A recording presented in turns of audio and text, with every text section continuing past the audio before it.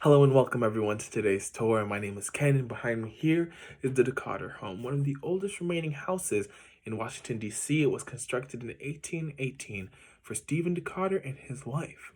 Today it poses as a museum showcasing African American history, but that's all just a distraction to keep visitors from finding out about this house's true nature and grim past. You see, very often visitors of the Decatur house during and after tours will report severe stomach pains. Some will hunch over and grab onto anything they can just to keep from collapsing. Others will rush off to the bathroom to vomit. And in the worst cases, some have reported internal bleeding several days after a visit. They'll wonder to themselves, could it be food poisoning or maybe I caught a virus? And they'll go to their doctors seeking answers, but they won't have any for them. But luckily for you, we do. You see, Stephen Decatur, after 2 days of excruciating pain, died in this house from a gunshot wound to the abdomen. What makes it worse, it was delivered to him by another U.S. naval officer, Commodore James Barron. And you may be wondering to yourself, well, that just doesn't make sense. Aren't they brothers in arms? Weren't they supposed to be on the same side? But that's just it. James Barron had a deep-seated hatred for Stephen Decatur and wanted nothing more than to see him dead. To understand, let's take it back to 1807. James Barron is commander of the USS Chesapeake. You think he'd have some pride in that role, but no, when the British HMS Leopard attacked, he surrendered almost immediately. The British tried 4 of his men, leading them to hang one and brutally punish another. An embarrassing loss for a young America, no doubt.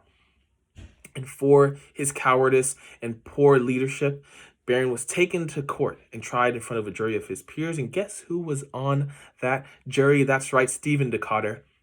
Barron was stripped of his title and power for 5 years.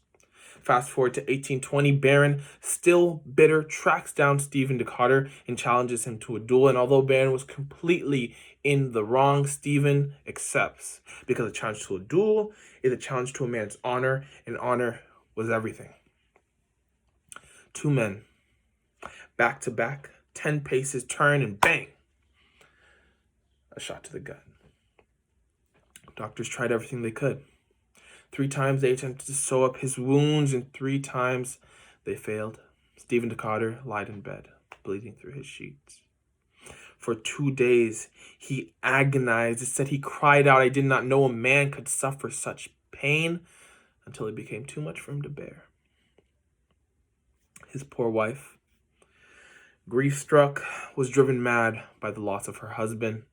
She became irrational, uncontrollable, and had to be sedated.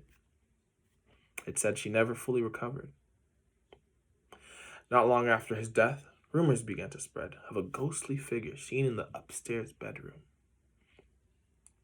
gazing out into the streets, waiting, dreading the arrival of his reaper.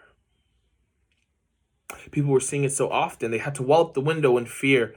But even still, some reported seeing that same ghostly figure early in the day leaving through the back door, gun in hand. Maybe Decatur's being forced to relive that day over and over again, attempting to prevail, attempting to regain his honor, attempting to depart.